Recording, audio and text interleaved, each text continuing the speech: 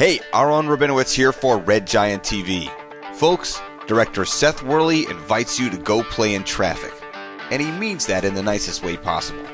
In this episode of Red Giant TV, Seth will show you how to create the effect of an actor running in busy traffic while still playing it safe. Before we get into it, I just want to mention that our film Plot Device just won a Webby for Seth's awesome editing and storytelling work. Now, that doesn't make the tutorial that you're going to watch any better. In fact, it probably makes it a little worse because now you've got high expectations. But if you haven't seen Plot Device, go do that at redgiant.com/Plot Device. And now, as I am contractually obligated to announce him, Webby Award-winning director Seth Worley. Hi there, it's Seth Worley again. This time I want to talk to you guys about endangering actors. I've done a lot of this in the past. I've put them at the edges of cliffs, I've had them hang out of trucks, I've had them do all kinds of crazy things. And on a recent shoot, I was working with this child actor who was awesome. There was a shot that required her to run across a street populated entirely with cars. And as you know, with most of these shoots, the child's parents probably will be on set. And you not only want the child to be safe and to feel safe, you want, it's equally as important that their parent trusts you, essentially. So here is what I did in this case, and I thought I'd pass the tip along to you as well. And what I did in this case was I made her run out into traffic populated entirely by cars. In fact, I didn't. She's running across here without a car, and here's the bus element that we'll have behind her, and here is the red car that will be in front of her. So here's what we're going to do. We're going to take this shot of the little girl, and we're going to drop it in and create a new comp. And then we're going to do something I am absolutely dreadful at, and that's rotoing. We're going to use After Effects Rotobrush by going up here and selecting the Rotobrush tool and then double-clicking on the clip and going in and selecting her. Now, the thing about Rotobrush that drives me crazy is my footage never works with it. See, I'll go a couple clips in and her leg just disappears. It does not want to select her leg, but it really wants to select everything else around her. So it's just a matter of tediously going through every frame, selecting and deselecting everything that you want rotoed. This would be a lot longer with masking and stuff, but, you know, so it works. So once it's all rotoed, when it's done, you're going to want to take a long, deep breath, go get something to drink, come back, pass out for a few hours, wake up, hopefully in the same place that you were originally, and click freeze. And when you click freeze, it will then solidify all the work that you have done. Really should have done this before you passed out, but that's ideal. So here we are. We have this now. We want to go up here and click Refine Matte, so it makes our terrible work look a little bit better. And now we want to drop a shot of a bus into the frame. So I have this shot here of this bus going to West End and Belmont that really hates, kids, apparently. So we want to drop that in underneath the rotoed girl. And we're going to, let's set our resolution at half just so we can, get this done before dinner. And it's actually way after dinner. I'm recording this very late, so I missed dinner and I'm hungry. Essentially, you want to go through, and clearly the bus is way too far away. So we're going to drag that clip of the bus in the timeline to try to get it to line up a little better. So it's almost about to run into the little girl. That's where we really want. We want it to be as close to obliterating this little girl as possible. So that's a little too close. That girl's clearly dead at this point. So let's move the bus back a little bit. There we go. That's pretty good.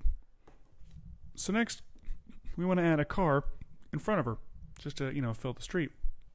So I have this shot of a nice red car driving through. So I'm going to, once again, refer to the Rotobrush to make my life miserable. Let's go ahead and actually move the clip. We drop the clip into the timeline, and we'll pull that back until we are working with the red car.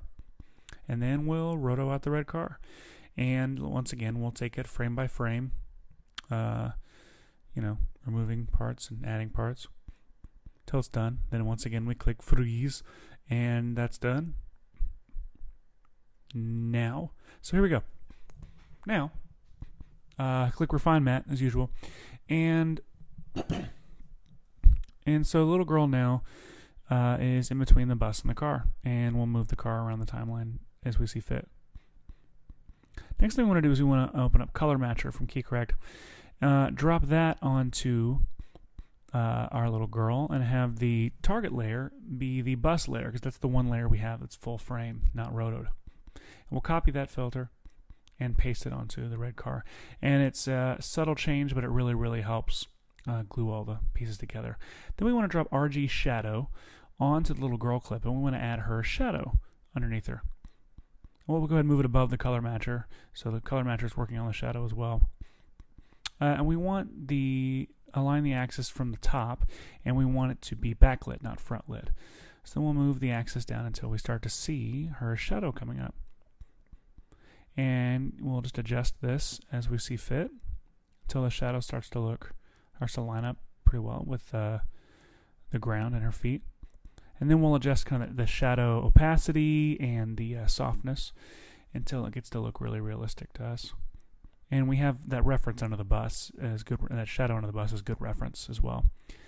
So it's pretty good. I'm going to bring the car back in. Looks pretty good. Now, let's drop a new adjustment layer on, and let's call it Looks. And then in a stunning twist of events, we will apply Looks to it. And then we'll go up, we'll click Edit.